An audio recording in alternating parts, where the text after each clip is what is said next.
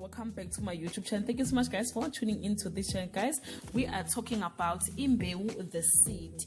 Indaba ezingemnandi bathi kungase kushiye injini yomlingisi odlala indawo ephambili kwimbewu the seed uThoni Goroge osekuvela ukuthi kunombango phakathi kwakhe nabaphathi balomdlalo. uThoni odlala indawo kazimele kulomdlalo kuthiwa uzophuma ngokufa beno Kurbeshin Naido odlala indawo kaPranav Rampasad. Bobabili bayizinjini zalomdlalo njengoba bedlala indawo eziqavile zokuphatha imaluchu oil. Ngokuthola kwesolezo la ngesonto kuthola abalingisi bazokhishwa ngokufa kungalindelwe umuntu. Akaqondakali ke noma zizokuqedwa yini izindawo zabo noma kuzofakwa abanye abazozithatha baqhubeke nabo nazo lapho begcine khona. Labalingisi bazobe belandela umlamuli Ningiza obedlala indawo kaPastor Ndamase owachithwa kulomdlalo ngemuva kokweqiwa ngezinye iziqephu ngenxa yokuphutha emsebenzini.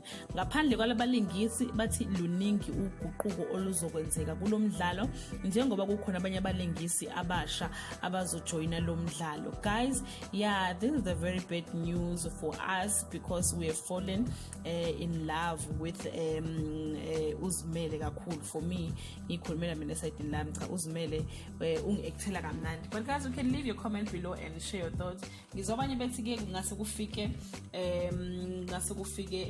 uZungu from Isibaya azo actor kwimbewu. I'm not sure ukuthi uzomedlala yiphi character, but yeah, basho njalo. You can leave your comment below and share your thoughts. Till we meet again, I love you so much, guys. Bye.